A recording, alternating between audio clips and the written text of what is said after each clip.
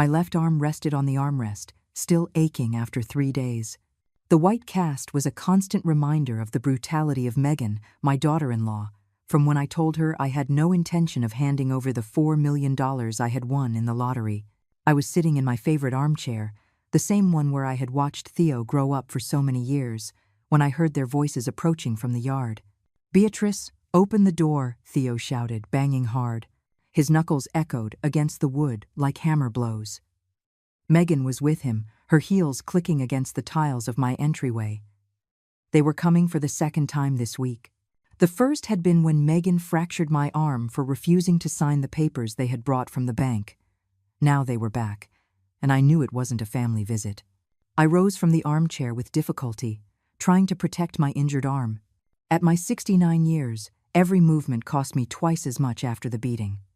I shuffled towards the door, my heart beating like a drum in my chest. "Theo, son, what do you want now?" I asked through the closed door. I didn't want to open it for them, not after what had happened. "Open up already, you stubborn old woman," Megan roared from the other side. "We've come to talk to you seriously. We're not leaving until you sign those papers." Her voice had that acidity that made my blood run cold. She was the same woman I had met 5 years ago when Theo introduced her to me as his girlfriend. Back then, she had seemed sweet, polite. She had called me Mama Beatrice with such affection that I thought I would finally have a daughter.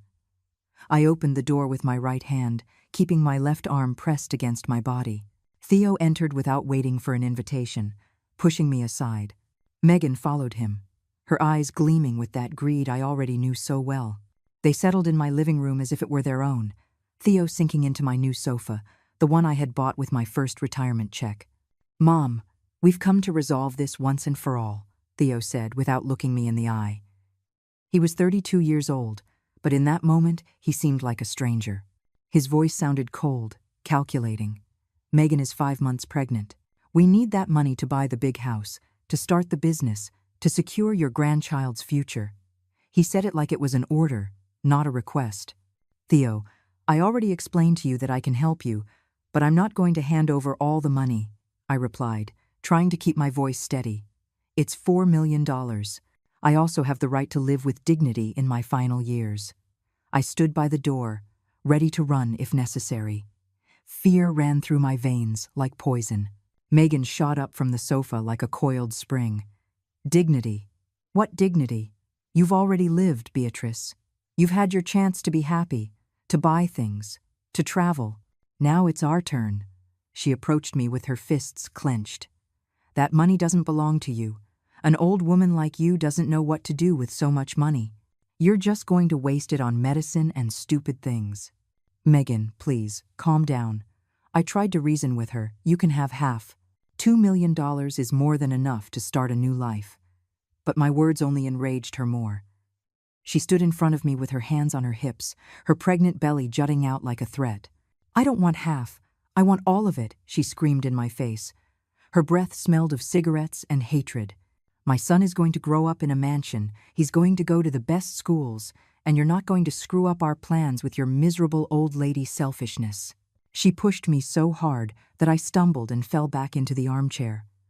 The fractured arm moved and I screamed in pain. "Megan, that's enough," I exclaimed through tears. But Theo didn't move from the sofa. He didn't defend me. He just looked at me with contempt, as if I were the problem. "Theo, son, please, control your wife," I begged him. He was my blood, my only son, the boy I had raised alone after his father died when he was 8. "No, Mom. Megan is right," Theo said, getting up slowly.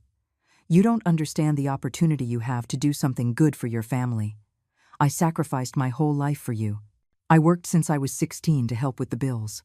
I never went on a trip, never had a serious girlfriend until Megan, all because I had to take care of you." His words cut me like knives. "Theo, I never asked you to sacrifice yourself. I worked double shifts so you wouldn't lack anything," I reminded him, my voice breaking. "I sold my car, I pawned my mother's jewelry, I turned down Mr. Morris when he proposed because you said you didn't want a stepfather."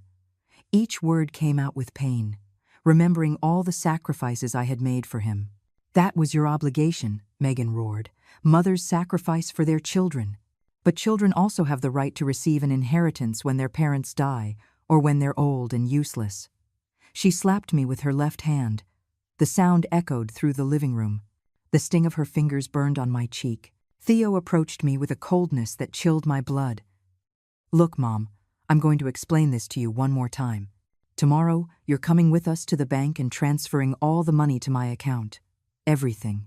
Not half, not a part, everything. If you don't, Megan and I will make sure the rest of your life is a living hell." His threat hung in the air like toxic smoke. "I can't do that, Theo. I'm not going to hand over all my money," I replied, trying to sound brave, though inside I was trembling. That's when Megan completely lost control. She grabbed me by the neck with one hand and took my fractured arm with the other. "Then we're going to teach you what happens to stubborn old women who don't understand the easy way." She twisted my arm with such force that the cast shifted and I screamed like a wounded animal. The pain shot through me from my shoulder to the tips of my fingers. "Sign those papers, or next time I'll break your other arm."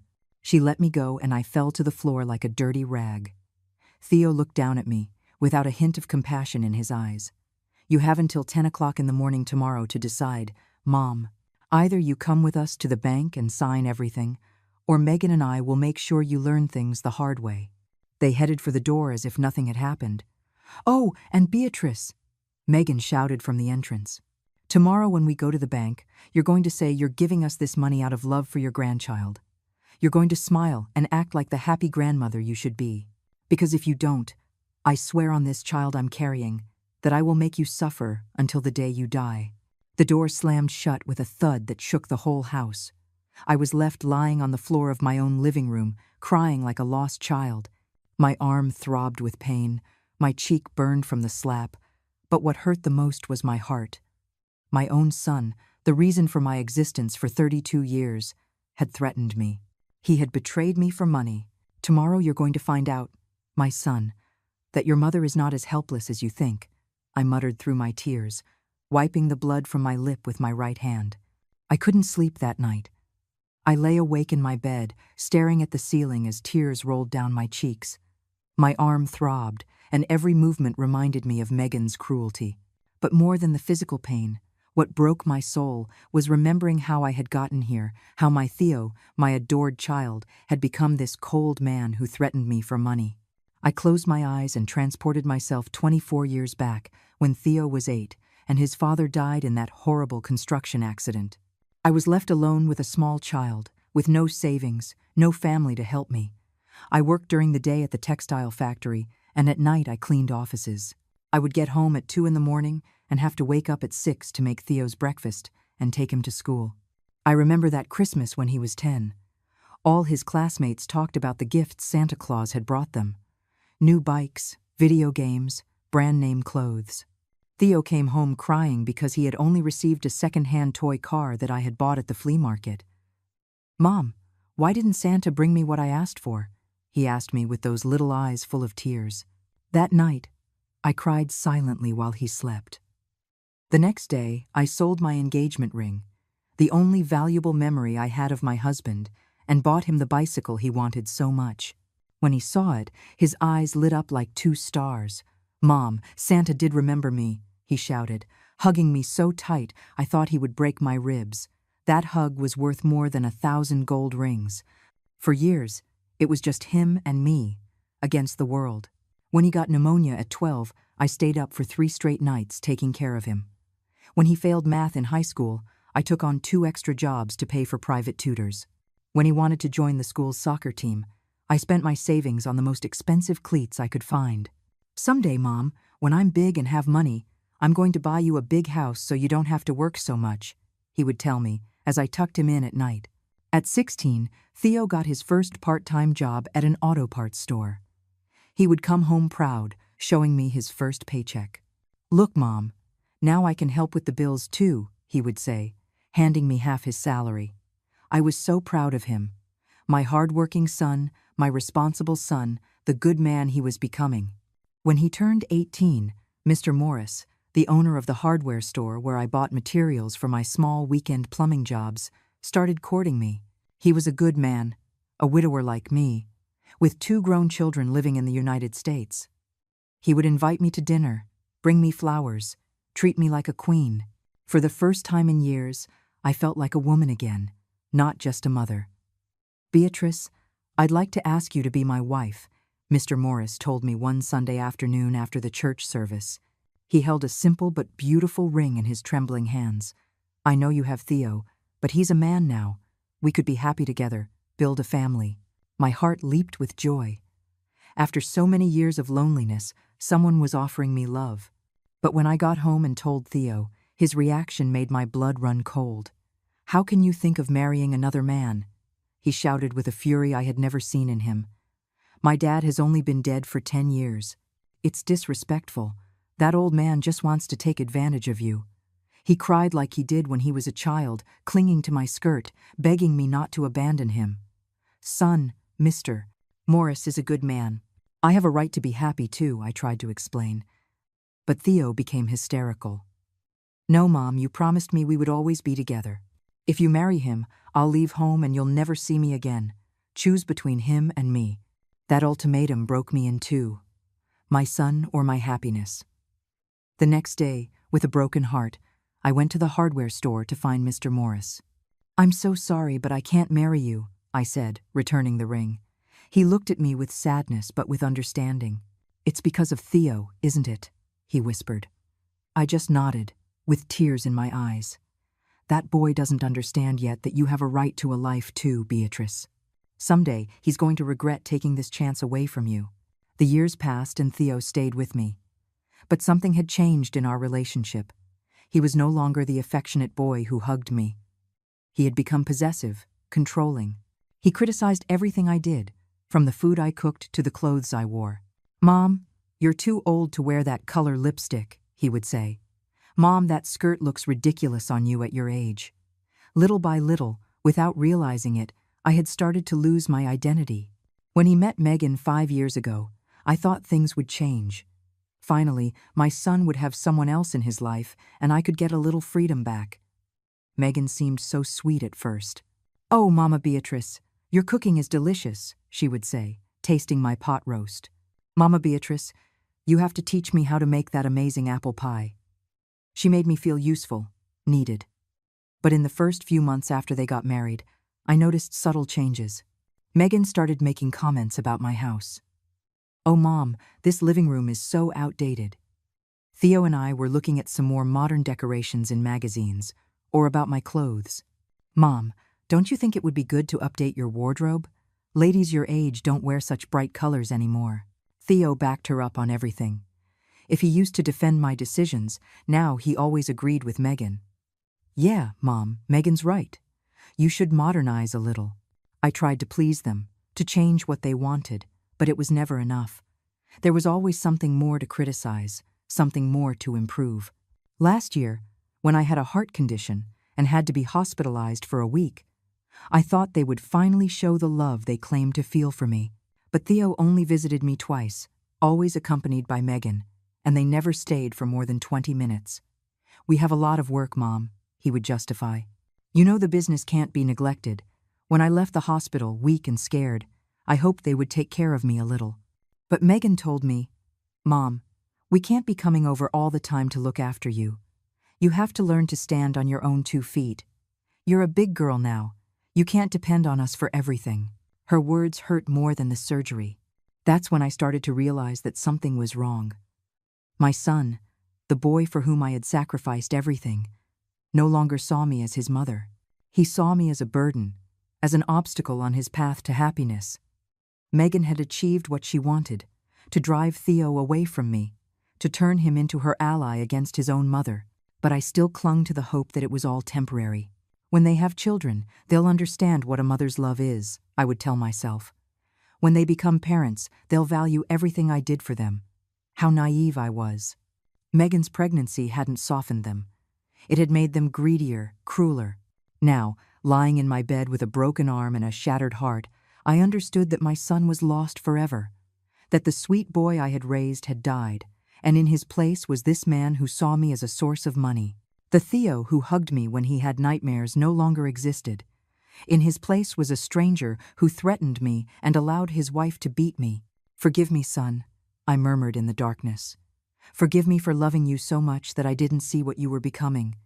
Forgive me for not setting boundaries when I should have. But most of all, forgive me for what I'm going to do tomorrow. At 6 in the morning, I got out of bed without having slept for an hour. My arm hurt horribly, but there was something stronger than physical pain running through my veins.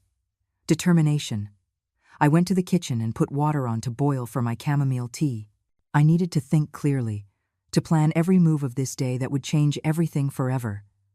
While I waited for the water to boil, I took the winning lottery ticket I had bought 5 days ago out of my purse. $20 I had set aside from my pension, the last I had left after paying the electricity and water bills. If I win anything, even $100, I'll buy myself some new arthritis medicine, I had thought as I chose the numbers. The birthday numbers of my late husband, Theo's date of birth, the day we got married. I never imagined those numbers would give me $4 million. When I saw the result on the evening news, I had to sit on the floor from the shock. I checked the ticket 10 times before convincing myself it was real. I cried with joy, thinking about all I could do. A more comfortable house, a trip I had always dreamed of, helping Theo with his future, securing my future grandchild's college education. My first instinct had been to call Theo to share the news.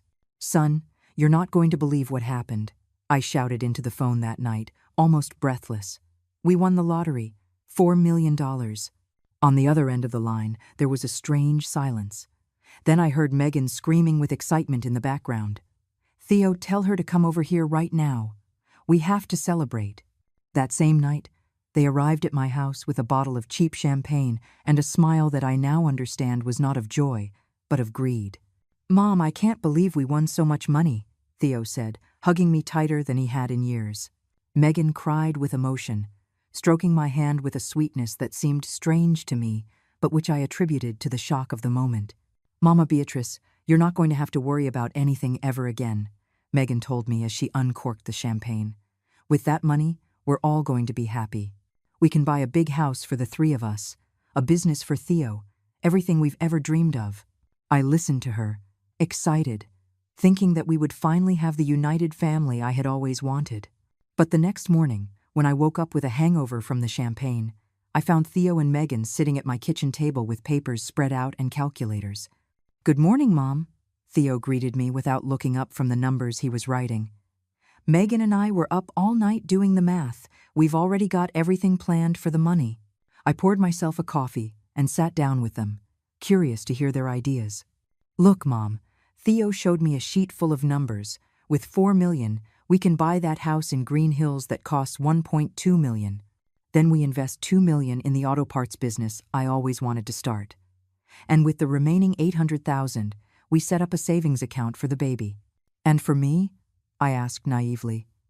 Megan and Theo looked at each other as if I had said something foolish. "Oh, Mama Beatrice, you're going to live with us in the new house. You'll have your own bedroom, your own bathroom, everything you need. What do you need separate money for?" Megan replied with that fake smile I was beginning to know. "But honey, I want to maintain my independence. Maybe buy myself a small house near you, take care of some health problems I have pending," I explained, trying to sound reasonable. Theo dropped the calculator on the table with a thud. "Mom, don't be selfish. This money is a blessing for the whole family, not just for you." "Theo, I bought the ticket. I won the money. Of course I want to share it with you, but I also have my own plans," I replied, feeling a strange tension in the air. Megan stood up from the table abruptly, her face transforming into a mask of irritation I hadn't seen before. "Beatrice, you don't understand?" Megan exclaimed, in a voice that made my blood run cold. "We're young. We have our whole lives ahead of us. You've already lived your best years. This money is our chance to be happy." Her words hit me like slaps. Theo didn't contradict her. He just nodded his head, supporting every word his wife said. "Look, Mom," Theo took my hand with that fake sweetness he had learned from Megan. "You're already 69 years old. You've enjoyed life, you raised your son, you've fulfilled your purpose. Now it's our turn. Megan is pregnant. We need to secure our son's future. Don't you think that's more important than your old lady whims?" His words cut me like knives. Old lady whims? Was wanting to maintain a little dignity in my final years a whim? Did winning that money with my own $20 not give me the right to decide how to use it? Theo, son, I can give you half. $2 million is more than enough to start a new life. Megan erupted like a volcano. We don't want half. We want everything. My son is going to grow up in a rich family, not waiting for the crumbs his stingy grandmother gives us. She approached me, her eyes gleaming with rage. You've had your chance to be happy. You had your marriage, your son, your house. Now it's my turn to have all that. Megan, please, calm down. I tried to reason with her, but Theo immediately took her side. No, Mom. Megan's right. You don't understand what it means to be starting a family these days. Everything is so expensive. The house, the food, education, healthcare. With $4 million, we can ensure our son has a future without hardship. And what about me? Am I going to live like a beggar in your new house, depending on what you give me? I asked, my voice breaking. Theo's expression hardened in a way that scared me. Mom, you lived your life. You had your house, your marriage, your independence. You raised your son.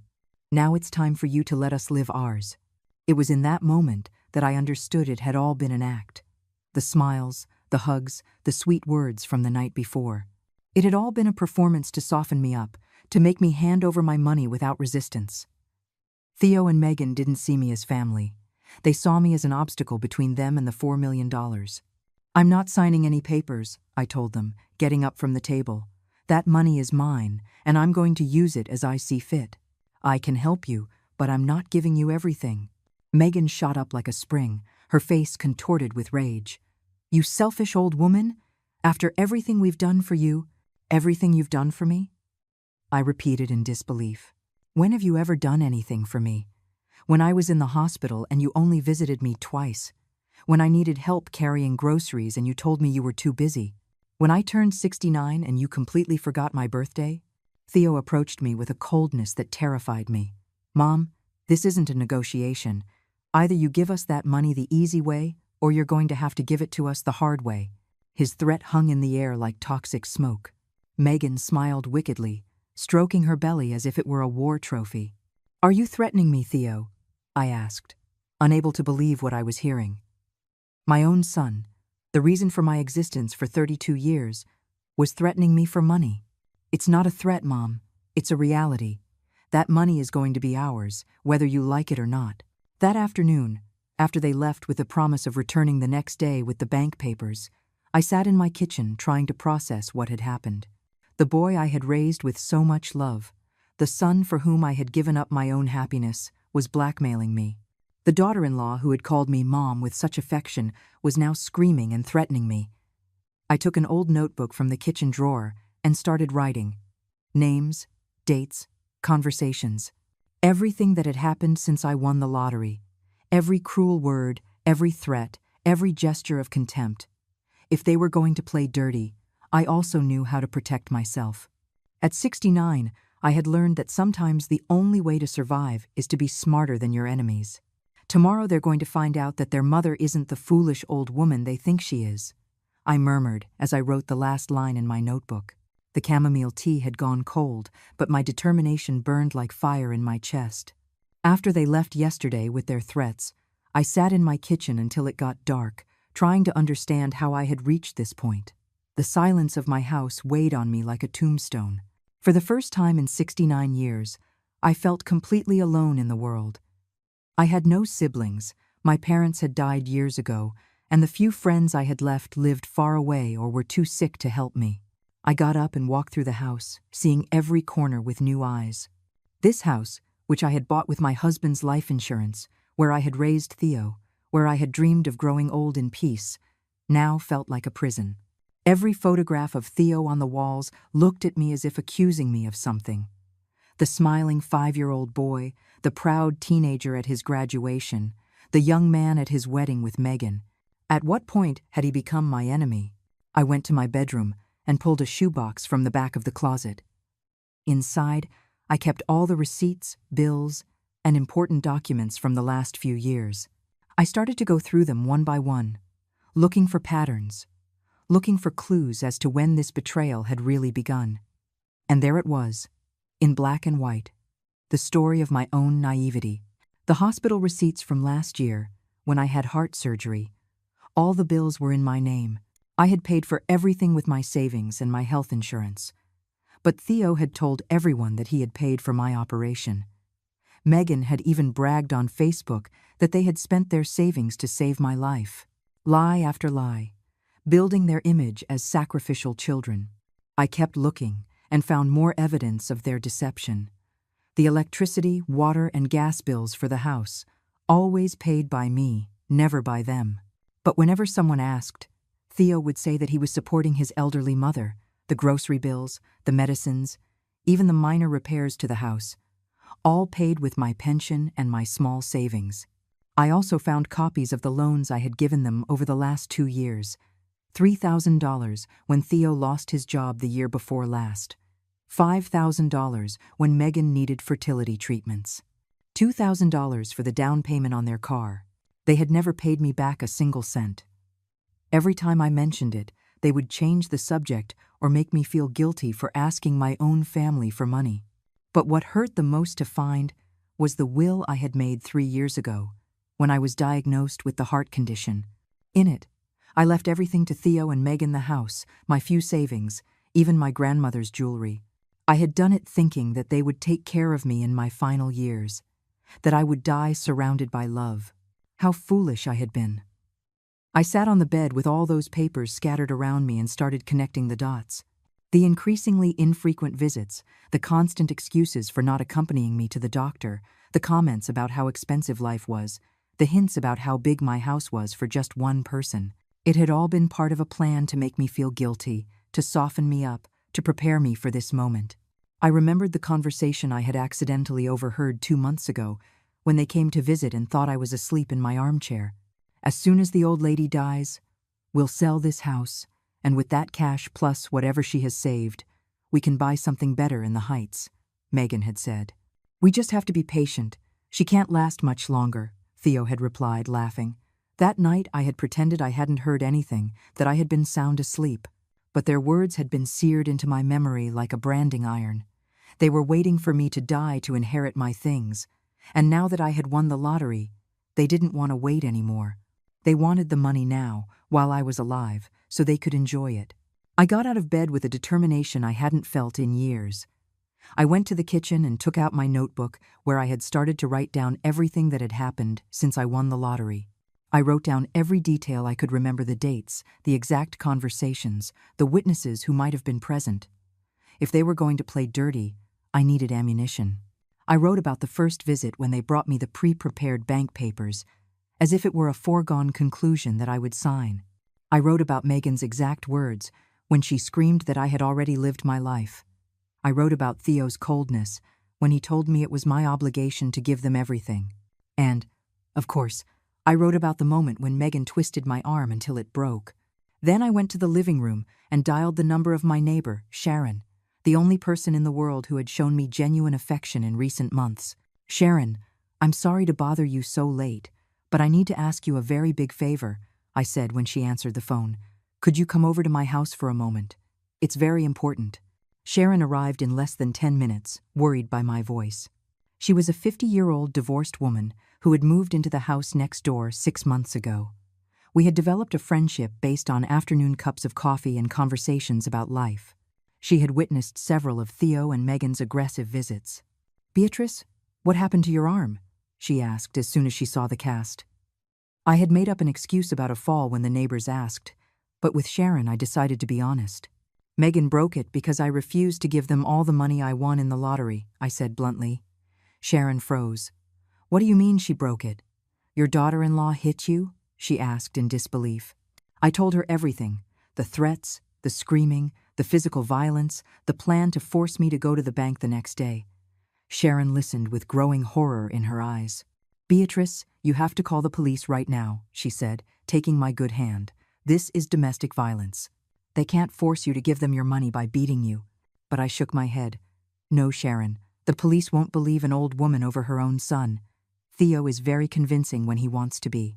He'll say I fell, that I'm confused because of my age, that I'm making things up. Then what are you going to do? Sharon asked, with genuine concern in her voice. I looked her straight in the eye and said something I didn't even know I had in me. I'm going to be smarter than them. I'm going to let them think they've won, and then I'm going to teach them that you don't betray a mother without consequences. I explained my initial plan to Sharon. I needed her to be a witness to my current state, to accompany me to take photographs of my injuries, to be present when Theo and Megan came tomorrow. If something happens to me, if they hurt me more, or if I disappear, I want you to know exactly what's going on, I told her. Sharon agreed to help me without hesitation. We took pictures of my broken arm, the bruises Megan had left on my neck, the marks on my face where she had slapped me. This is evidence, Beatrice, she told me as she took the photos with her phone. Even if you don't go to the police now, these photos can be useful later. That night, after Sharon left, I stayed up making lists. A list of all the unpaid loans. A list of all the lies they had told about me. A list of all the times they had humiliated or despised me. But I also made another list, the list of my real resources. I had the winning ticket stored in my safe deposit box at the bank. I had the house in my name. I had my pension secured. I had some small savings in different accounts. And I had something they didn't expect. The experience of a woman who had survived 69 years of life, including the death of her husband, raising a son alone, and years of hard work. But above all, I had the clarity of someone who had finally seen the truth. Theo and Megan didn't love me. They had probably never loved me. They had only tolerated me as long as I was useful, as long as I gave them money, as long as I promised them an inheritance. Now that real money was at stake, they had shown their true colors. Tomorrow I'm going to act like the scared old woman they expect me to be, I said to myself as I prepared for another sleepless night. I'm going to let them think I've broken, that they're going to get what they want. But in the meantime, I'm going to make my moves in secret. And when they least expect it, they're going to find out they underestimated the wrong woman. For the first time in days, I smiled. It wasn't a smile of happiness, but of determination. It was the smile of a woman who had decided to fight for her dignity, no matter the cost. At 7 a.m, I was dressed and ready. I had been up all night, but my mind had never been clearer. I put on my best dress, the black one I wore for important occasions, and carefully applied makeup to hide the dark circles and bruises. I needed to look presentable for what was coming. I ate breakfast slowly, savoring each sip of coffee as if it were my last. At 8:30, the doorbell rang. It was Sharon who had come as we had agreed to witness everything that happened. "Are you sure about this, Beatrice?" she asked me one last time. "Completely sure," I replied with a calm that surprised even myself. At 9 o'clock, Theo and Megan arrived. They were elegantly dressed, as if they were going to a celebration instead of an extortion. Megan was wearing an expensive dress I had never seen on her, probably bought in anticipation of the money they were going to steal. Theo was carrying a leather briefcase and a fake smile that turned my stomach. "Good morning, Mom," Theo greeted me, kissing my cheek as if nothing had happened. "You're ready to go to the bank." Megan hugged me with that feigned sweetness I already knew. "Oh, Mama Beatrice, I'm so glad you came to your senses. You'll see, everything will turn out perfectly." "Yes, children, I understand now that you're right," I lied with the most submissive voice I could muster. "I'm too old to handle so much money. It's better if you take care of everything." I saw them exchange a look of complicity, believing they had won. Megan even smiled with the satisfaction of someone who believes they have broken their victim. On the way to the bank, Theo drove, whistling a cheerful song. Megan talked excitedly about their plans for the money. First, we'll buy the house in Green Hills, then the business, then a new car for Theo. I listened in silence from the back seat, mentally recording every word to use later as evidence of their true intentions. When we arrived at the bank, Theo took some pre-prepared papers from his briefcase. They were documents for the complete transfer of the $4 million to his personal account.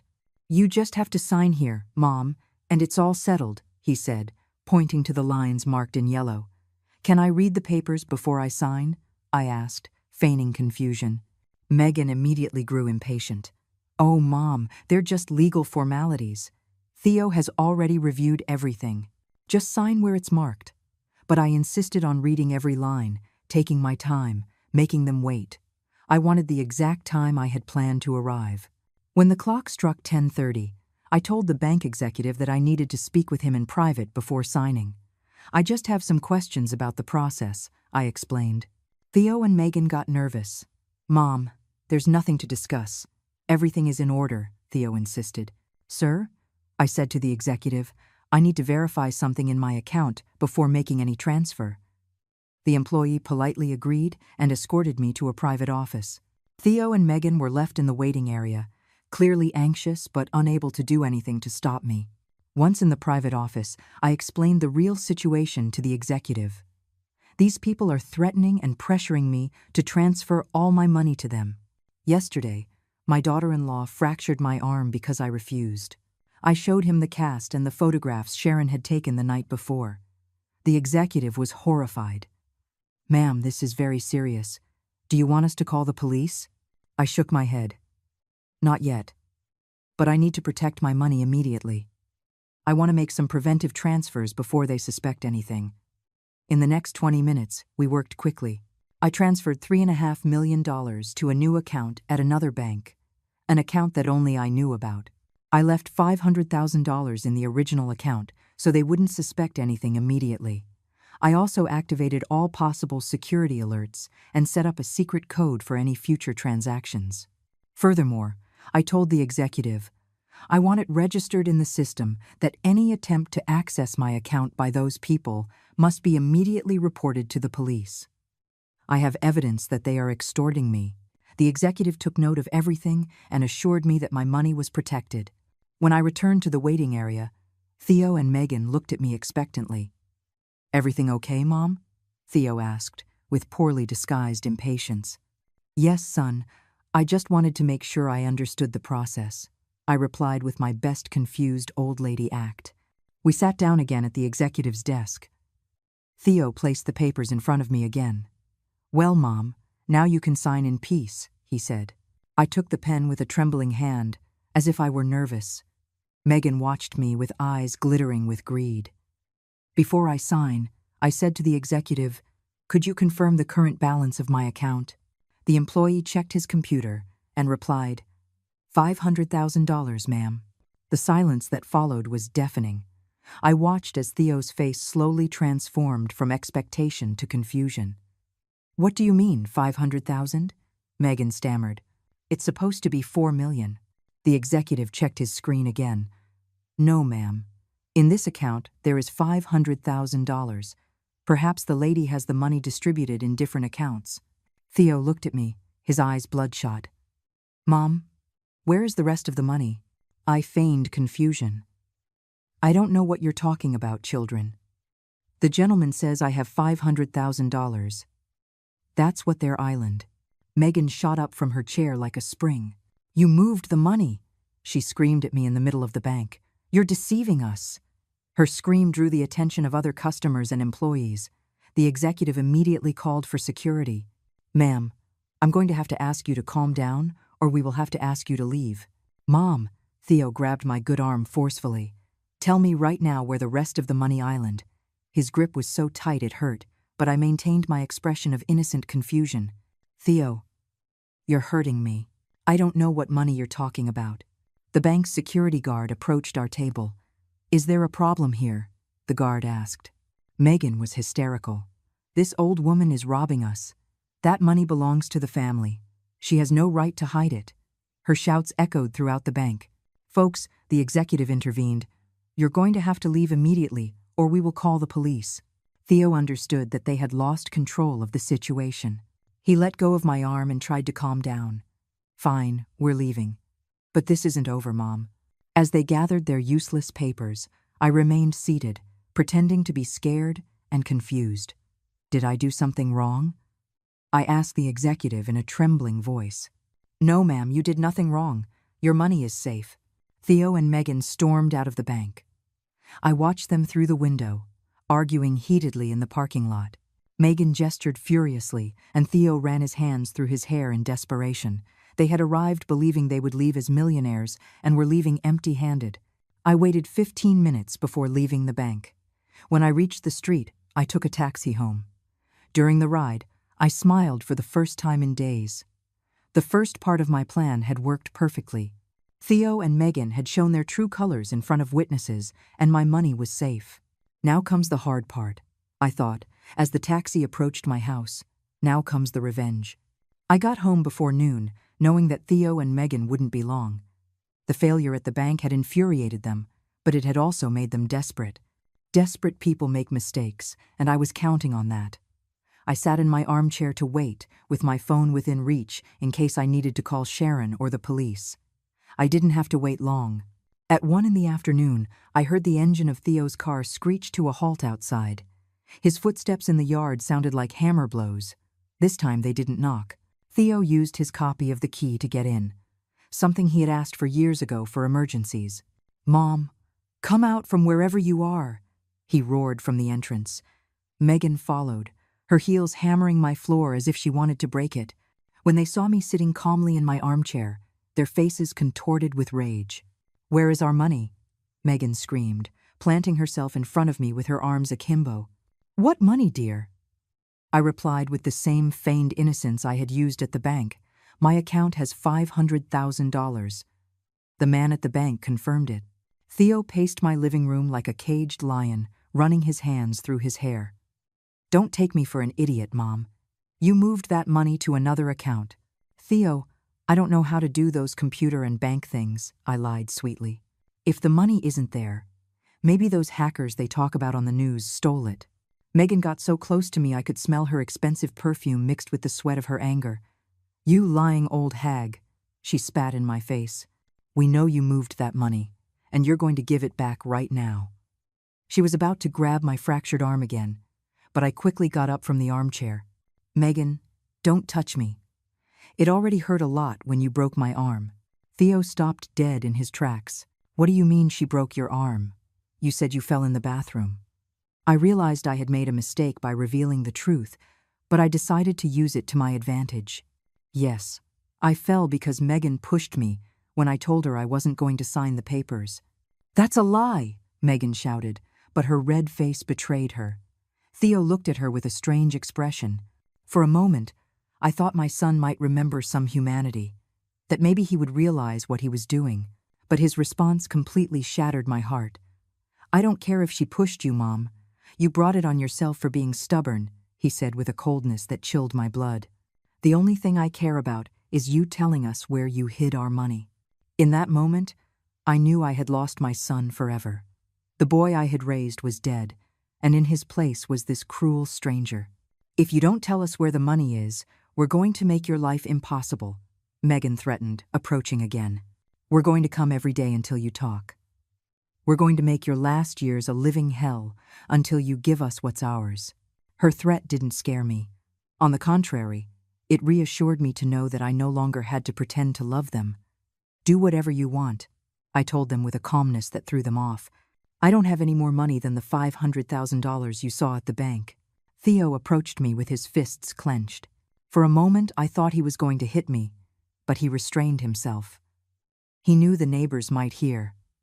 "Fine, Mom, we'll do this the hard way," he said through gritted teeth. "We're going to sue you for everything you owe us. The loans you never paid back, the money we spent taking care of you when you were sick, everything." He took his phone out of his pocket and started dialing. "I'm calling a lawyer right now." "Perfect," I replied, unfazed. "You can also call the police if you want. I have a lot of things to tell them about you." My calm was driving them crazy. They expected to find a scared old woman begging for forgiveness, not a serene woman who wouldn't be intimidated. Megan started rummaging through my house as if it were hers. She opened drawers, moved papers, looked for something that would give her clues about where I had hidden the money. "There has to be something here," she shouted as she threw my things on the floor. "No stupid old woman can be smart enough to hide $4 million. "Megan, stop touching my things," I said firmly. But she continued to destroy my living room, throwing books, moving furniture, looking for documents. Theo didn't stop her. On the contrary, he joined the search, going through my desk, opening private letters. That's when they found my notebook, where I had been writing down everything they had done to me. Theo read it aloud sarcastically. Megan screamed at me that I had already lived my life. Theo said it was my obligation to give them the money. Megan twisted my arm until it broke. He laughed as if it were a joke. "Look at this," Megan exclaimed, snatching the notebook from him. "The crazy old lady is writing lies about us. This is what she's going to use to poison the neighbors against us." She tore the notebook into pieces and threw them on the floor. They didn't know I had copies of everything saved at Sharon's house. "We're leaving now, Mom," Theo said, picking up the pieces of paper. "But we'll be back tomorrow, and the day after, and every day until you tell us the truth." They headed for the door, but before leaving, Megan turned to me with a malevolent smile. "Oh, and Beatrice, we forgot to tell you," Megan said with false sweetness. "We already posted pictures on Facebook telling the whole family that you won the lottery but are playing dumb so you don't have to share with anyone. Let's see if your little friends in the neighborhood still talk to you when they find out you're a stingy old woman." They left, leaving my house a mess, and me with a broken heart but with a clearer mind than ever. I picked up the pieces of my notebook from the floor and put them in a bag. Even torn, it was still evidence of their intentions. Then I sat down to think about the next step of my plan. I took out my phone and checked Facebook for the first time in months. Sure enough, Megan had posted a picture of me with a caption that read, "My mother-in-law won $4 million in the lottery but is playing dumb to avoid helping her family. She'd rather be selfish than see her grandchild grow up in a good house. Some people change when they have money." The post had dozens of comments from distant relatives and acquaintances criticizing me, calling me selfish, saying a grandmother should think of her family first. Megan had achieved what she wanted, to make me the villain of the story in everyone's eyes. But I no longer cared what people thought. I had lived 69 years trying to please others, to be the perfect mother, the ideal daughter-in-law, the kind neighbor, and it had led me to be alone, hurt, and betrayed by the people I loved most. "Let them think what they want," I murmured, closing the phone. "Soon, they'll know who's telling the truth and who's lying." It was time to move on to the second phase of my plan. That afternoon, I dialed the number I had saved in my address book 3 years ago, when I made my will. Attorney Benjamin Romero, a professional voice, answered. "Mr. Romero, this is Beatrice Herrera. I need to see you urgently. It's about a case of family extortion." We scheduled an appointment for 9 o'clock the next morning. Throughout the night, I prepared my evidence. The photographs of my injuries that Sharon had taken, the torn pieces of my notebook with the annotations, the receipts for all the loans they had never repaid, the copies of the lies they had published on social media. All meticulously organized in a folder. Mr. Romero received me in his office with the seriousness the case deserved. When I showed him the photographs of my fractured arm and explained how it had happened, his expression hardened. "Mrs. Herrera, this is aggravated domestic violence. We have solid grounds to proceed legally against your daughter-in-law." "Mr. Romero, I don't want to put anyone in jail," I explained. "I just want to protect my money and be left in peace. But I also want them to face the consequences of what they've done." The lawyer nodded understandingly. "I understand perfectly. We will use the evidence as a shield, not necessarily as a sword." I signed several documents that day. A formal complaint for assault and extortion that would be filed away but ready to be used if necessary. A temporary restraining order prohibiting them from coming near me or my property. And most importantly, a new will where I completely revoked Theo and Megan's inheritance. "Mr. Romero, I want my entire estate to go to charity when I die," I said, signing the final document. "To organizations that help elderly people abandoned by their families." Benjamin looked at me with respect. "You are a very brave woman, Mrs. Herrera. Your son doesn't know what a gem of a mother he is losing." The next step was to visit the bank where I had transferred the $3.5 million. I needed to establish a trust that would protect my money from any future attempts at theft or manipulation. "I want that when I die, this money is automatically donated to nursing homes in the city," I explained to the manager. "Ma'am, are you sure?" the banker asked. "It's a considerable sum. Do you not have family who could benefit?" I showed him the photographs of my injuries. "My family has already shown what kind of benefit they seek from me. I prefer my money to help people who really need it." I returned home feeling lighter than I had in years. For the first time since winning the lottery, I was in complete control of the situation. My money was protected, I had legal backing, and Theo and Megan could no longer intimidate me. Now, I just had to wait for them to get themselves into bigger trouble. I didn't have to wait long. The next day, Theo arrived at my house with two men I didn't recognize. One of them was carrying a briefcase and looked like a lawyer. The other seemed to be some kind of private investigator.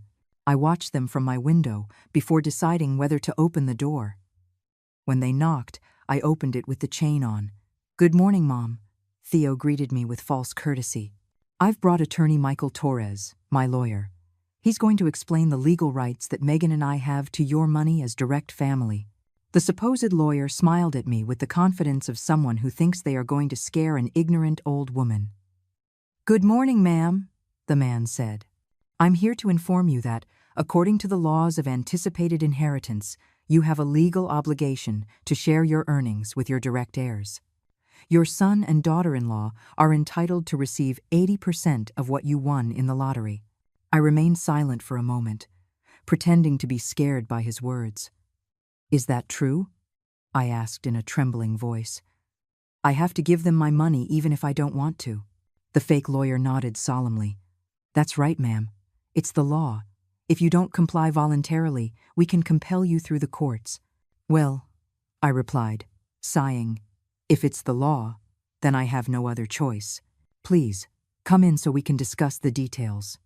I took off the chain and opened the door completely. Theo smiled triumphantly, believing he had finally broken my resistance. They settled in my living room while I made coffee in the kitchen. From there I could hear them celebrating in low voices. "I told you the old woman would give in as soon as we brought a lawyer," Theo whispered. "These ignorant old ladies get scared by any legal word," the supposed lawyer replied. I returned with the coffee tray and sat down opposite them with my best expression of a defeated old woman. "Well, Mr. Torres, what papers do I have to sign?" I asked with feigned resignation. The man took some very official-looking documents from his briefcase. "Ma'am, these are the mandatory transfer documents," he explained, showing me the sheets. "By signing them, you comply with the law and avoid major problems with the justice system." I took the papers and began to read them carefully, feigning confusion with the legal terms. "Excuse me, Mr. Torres," I said after a few minutes, "but these papers don't have the court's seal. Shouldn't they have some kind of official validation?" I saw the man get nervous. Yes, of course, but that's added later, when we present them before the judge." "And what is your bar association number?" I continued, asking innocently. "I'd like to write it down for my records." The supposed lawyer started to stammer. "It's just, I don't have it with me right now." Theo looked at him worriedly, realizing something was going wrong. I got up from the armchair slowly and went to my desk. "Let me call my own lawyer to confirm that everything is in order," I said, taking out my phone. "I want to make sure I'm complying with the law correctly." The look of panic on the fake lawyer's face confirmed what I already knew. I dialed Mr. Benjamin Romero's number and put it on speakerphone so everyone could hear. "Mr. Romero, can you confirm if there is any law of anticipated inheritance that obliges lottery winners to share with their family?" His response was clear and forceful. "Mrs. Herrera, no such law exists. No one can force you to give your money to anyone." The silence in my living room was deafening. The fake lawyer quickly gathered his papers and headed for the door. "I think there's been a misunderstanding. I'll come back another time when I have all my documents in order." He left almost at a run, leaving Theo and the investigator standing in my living room. "Theo," I said to my son with a calmness that threw him off, "you just committed a crime. Trying to scam me with false documents and a non-existent lawyer is aggravated fraud." His face fell when he understood he had walked into a trap. "Mom, I didn't know the lawyer was fake," he stammered, trying to defend himself. "Megan found him online. We thought he was real, but I had heard enough lies." "Theo, get out of my house right now and tell Megan that if you bother me again, I will use all the evidence I have against you." They left without another word, but I knew this wasn't over. They had shown they were willing to go to any extreme to steal my money. It was time for them to face the real consequences of their actions. That afternoon, I called Mr. Romero again. "Mr. Romero, it's time to activate the complaint. I now have enough evidence of their attempts at fraud and extortion." My war had officially begun. Early the next day, 2 police officers knocked on my door. They came to deliver the restraining order that Mr. Romero had arranged. Mrs. Ana Herrera, this order prohibits your son Theo Herrera and your daughter-in-law Megan Reyes from coming within 200 yards of you or your property, the younger officer explained. If they violate this order, they will be arrested immediately. 2 hours after the police left, my phone began to ring non-stop. It was Theo, calling again and again from different numbers. I didn't answer any of the calls, but I did record all the voicemails he left me. Mom, answer the phone. We can work this out without lawyers or police. I don't understand why you're making this so complicated. We're family. His messages became more desperate and aggressive with each call. Mom, this is a betrayal. After everything I did for you, you repay me with a restraining order. Cancel that piece of crap right now, or I swear you'll regret it. Each message was new evidence I could use against him if necessary. In the afternoon, Sharon came to visit me with news. Beatrice, you're not going to believe what's happening in the neighborhood, she said, sitting in my kitchen with a cup of tea. Megan is going around telling everyone that you've gone crazy, that you sued them for no reason, that you're accusing them of things that never happened. I smiled bitterly. It was exactly what I had expected. But that's not all, Sharon continued. I went to the supermarket this morning and ran into Mrs. Andrews, the neighbor from the corner. She told me that Theo and Megan came to her house last night, asking if she knew anything about your bank accounts or if you had mentioned where you had hidden the money. My stomach tied itself in a knot. They were investigating my neighbors, trying to find clues about my money. What did you tell Mrs. Andrews? I asked worriedly. I told her I didn't know anything, but I recommended she not get involved in these family problems, Sharon replied. But I'm worried, Beatrice. Those two are desperate. I don't know how far they're capable of going. That same afternoon, I found out just how far they were capable of going. I was watering my plants in the front yard when I saw an unfamiliar car parked across from my house. Inside was a man with a camera who was taking pictures of me. When he saw me watching him, he started the engine and drove off quickly. Theo and Megan had hired a private detective to watch me. Over the next few days, the surveillance intensified. Different cars, different people, but always someone watching my movements. They photographed me when I went out to get groceries, when I went to the bank, when I visited the doctor to check on my fractured arm. It was a systematic campaign of harassment designed to intimidate and pressure me. But what bothered me most was when I discovered they had contacted my doctor, the employee at the bank where I had my original account, even the young man who delivered my gas. Megan had introduced herself as my concerned daughter-in-law, telling them that I was showing signs of senile dementia and that the family was trying to protect me from making dangerous financial decisions. Mrs. Herrera, Dr. Evans, my primary care physician, called me on the phone. Your daughter-in-law came to my office yesterday asking about your mental state. She told me you're giving away money to strangers and that she's afraid someone is taking advantage of you. His call confirmed that Theo and Megan were trying to build a case to declare me mentally incompetent. Doctor, I am perfectly fine in my faculties, I replied firmly. My daughter-in-law and my son are harassing me because I refuse to give them all the money I won in the lottery. They are the ones causing me problems, not the other way around. I briefly explained the situation, and the doctor was quiet for a moment. Mrs. Herrera, would you like me to schedule a full psychological evaluation? The doctor offered. That way, we will have it officially documented that you are in full command of your mental faculties. I agreed immediately. It was exactly what I needed to protect myself from their attempts to have me declared incompetent. Meanwhile, Megan's posts on social media became more vicious every day. She no longer just accused me of being selfish with the money. Now she was inventing stories about my supposed dementia, about how I had become paranoid and aggressive, about how I had threatened my own family. Each post had dozens of comments from distant relatives expressing their concern for my mental state. My poor mother-in-law hasn't been the same since she won the lottery, Megan wrote in a post that included a picture of me taken without my permission. The money changed her completely. Now she distrusts everyone, even her own family. It's so sad to see how greed can destroy an older person. The comments were devastating to my reputation. But the final straw came when Megan posted a video of herself crying, stroking her pregnant belly. I'm so worried about my baby, she said through fake sobs. "The stress of dealing with my mother-in-law's situation is affecting me a lot. I don't understand why a grandmother would choose money over the well-being of her future grandchild. We're only asking for help to give this baby a good life, but she sees us as enemies." The video went viral in our social circle. Family, friends, neighbors, even people I barely knew started contacting me to express their concern. Some suggested I seek psychological help. Others told me directly that I was being cruel to my son and daughter-in-law.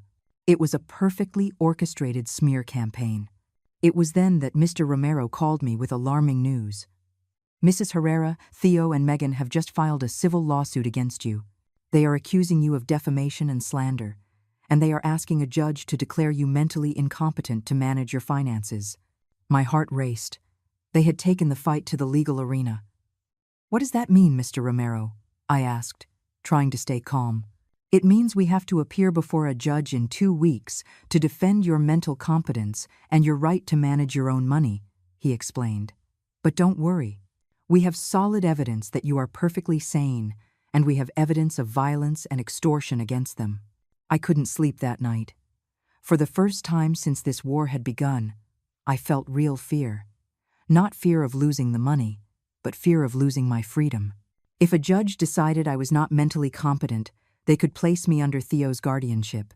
He would have total control over my life, my money, my decisions. I would be his legal prisoner. The next day, I went to the bank where I had the $3.5 million stored. "I want to make a change to the trust's instructions," I told the manager. "If something happens to me, if I'm declared incompetent, or if I die under suspicious circumstances, I want all the money to be immediately donated and the reason for the donation to be made public." "Ma'am, are you in danger?" the manager asked, concerned. I showed him Megan's social media posts, the lawsuit documents they had filed against me, the evidence of the harassment I was suffering. "I want to make sure that even if something happens to me, the truth comes out." That same day, I decided to take an action that I knew would make them desperate, but would also expose them completely. I called the local newspaper and asked to speak with a reporter. "I want to tell you the story of an old woman who won the lottery and is now being harassed by her own family," I told the journalist who took my call.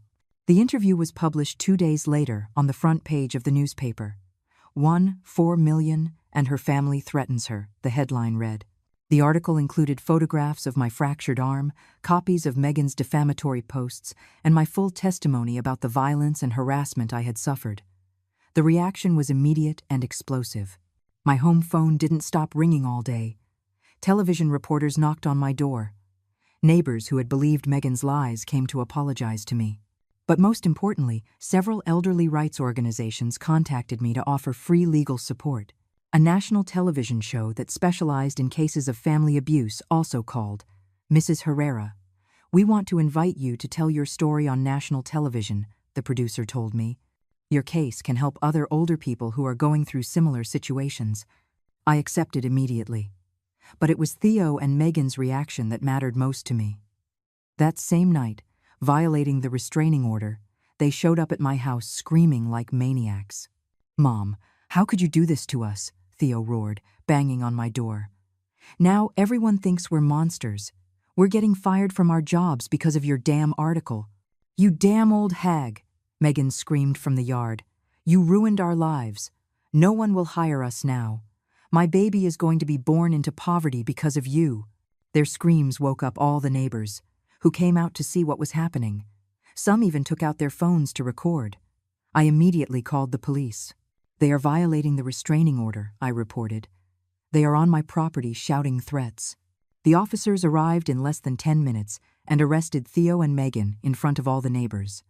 The images of the arrest were recorded by several witnesses and the next day were circulating all over social media. As they were being taken away in handcuffs, Theo shouted one last threat at me that was heard throughout the neighborhood. "This isn't over, Mom. We're going to take everything from you. You're going to end up in a nursing home without $1. His words were recorded by the reporters who had arrived following the story and appeared that same night on the television news. For the first time in weeks, I slept soundly that night. Theo and Megan had shown their true colors to the whole world. They could no longer pretend to be the victims of a crazy old woman. Now everyone knew who they really were. The next day, Mr. Romero called me with excellent news. Mrs. Herrera, after what happened last night, Theo and Megan's lawyer withdrew the lawsuit. Apparently, they no longer want this case to go to court. I smiled as I hung up the phone. They had lost their war. 3 months after the arrest, my life had found a tranquility I hadn't known for years. Theo and Megan had kept their promise not to bother me again, but not out of love or respect, but because they no longer had a choice. The media scandal had completely destroyed their reputation. Theo had lost his job at the auto parts company when his boss saw the news about his arrest.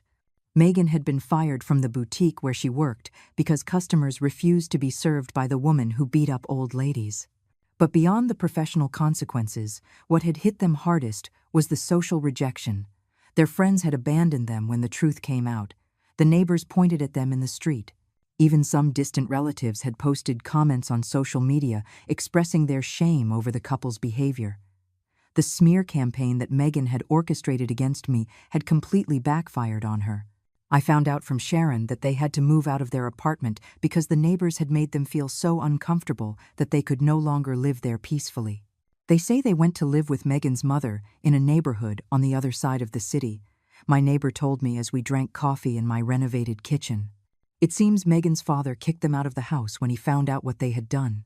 I had used part of my money to completely remodel my house, not because I needed to, but because I wanted to erase any trace of the toxic presence that Theo and Megan had left in my home.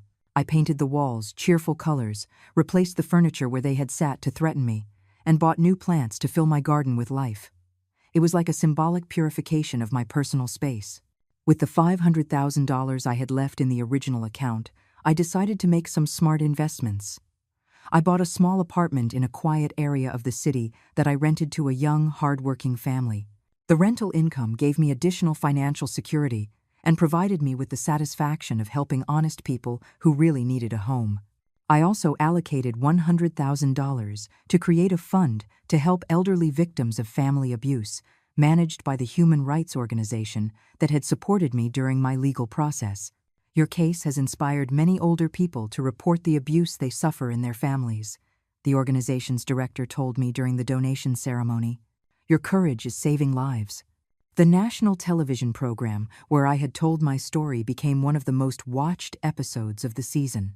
I received hundreds of letters from people who had lived through similar situations. Elderly people who had been manipulated or mistreated by their own children. Each letter confirmed that I had made the right decision by making my story public. One of the letters that moved me the most was from a 72-year-old woman from Chicago, Mrs. Herrera. After watching your program, I had the courage to report my son, who was stealing my pension and threatening to put me in a nursing home if I didn't give him all my money. Thanks to your example, I am now free and at peace. God bless you for your strength. Those words were worth more than all the millions in the world. 6 months after the scandal, I ran into Megan at the supermarket. It was inevitable. She was in the checkout line when I arrived with my cart. Her pregnancy was very advanced, but she looked gaunt, tired, very different from the haughty woman I had known. When she saw me, she immediately lowered her head, as if wanting to become invisible. For a moment, I felt a pang of something that might have been pity, but I quickly remembered the sound of my arm breaking in her hands, and the feeling disappeared. Megan, I greeted her in a neutral voice, without hostility, but without warmth. She slowly looked up, her eyes full of a shame that seemed genuine. Mrs. Herrera, she murmured almost inaudibly. I wanted to apologize for everything that happened. Her voice trembled and she looked like she was about to cry. I have no excuse for what I did. I was desperate, but that doesn't justify hurting you. I looked at her for a long moment, studying her face to see if it was another one of her performances. Megan, I finally replied, an apology doesn't bring back broken trust or erase the pain caused, but I appreciate that you at least acknowledge what you did. I paid for my groceries and headed for the exit. Before I left, I turned back one last time. I hope that when your son is born, you learn what the unconditional love of a mother truly means. That night, as I watered my plants in the garden, I reflected on that encounter.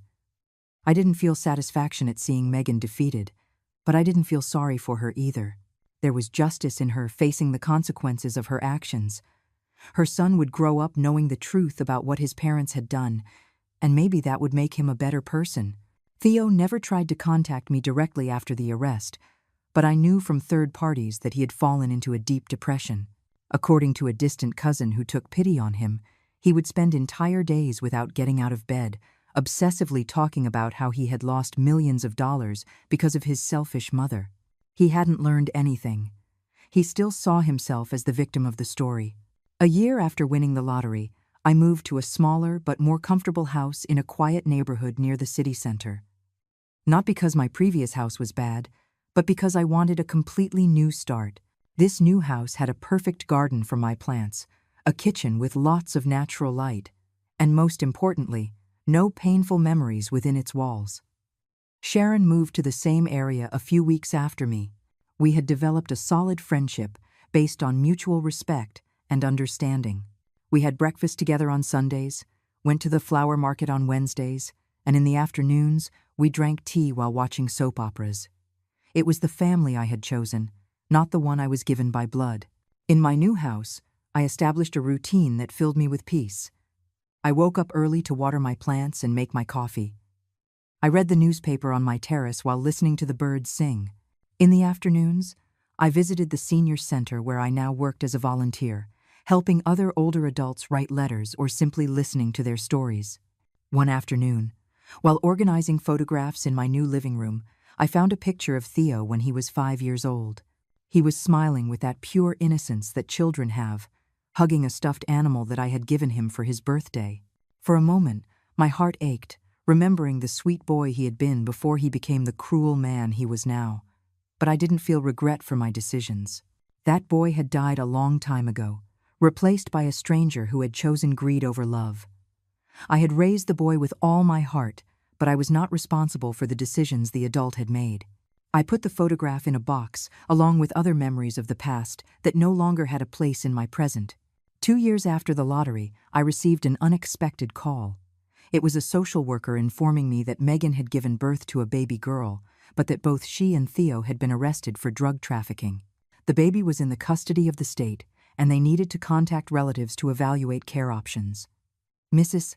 Herrera, according to our records, you are the child's paternal grandmother, the social worker explained. Would you be willing to consider taking temporary custody of the child while we resolve the parents' legal situation? The question hit me like a lightning bolt. An innocent baby, my granddaughter, with no fault for her parents' mistakes. I couldn't sleep that night, struggling with the most difficult decision of my life.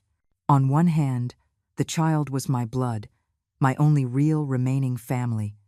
On the other hand, agreeing to care for her would mean reconnecting with Theo and Megan in some way. After much reflection, I made a decision that surprised even myself. The next day, I called the social worker. I accept to take care of the child, I told her, but under my conditions. I want full and permanent custody.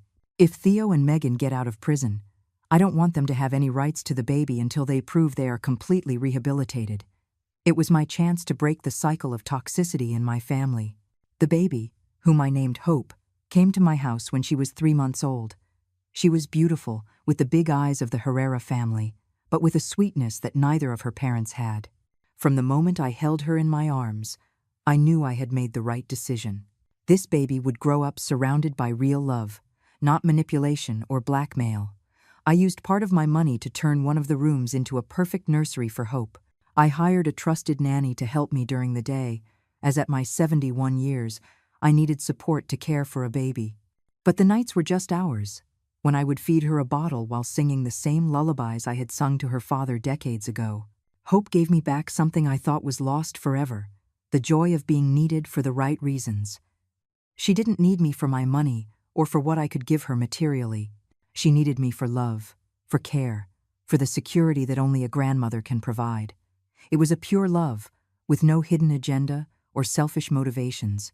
One afternoon, while Hope slept in my lap and I rocked in the chair in my flower-filled garden, I reflected on the strange path my life had taken. I had lost a son, but gained a granddaughter.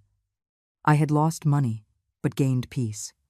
I had lost the family I thought I had, but found the family I truly deserved. My phone rang, interrupting my thoughts. It was Mr. Romero with news about Theo and Megan. Mrs. Herrera, he was sentenced to 5 years in prison. Theo wants to talk to you. He says he wants to apologize and ask you to visit him in jail. I looked at Hope sleeping peacefully in my arms, and my answer was immediate. Mr. Romero, tell him that when he gets out of prison, if he has truly changed, if he has learned what love and respect mean, then we can talk about meeting his daughter, but not before. This child is not going to grow up visiting prisons or knowing parents who don't know how to love her.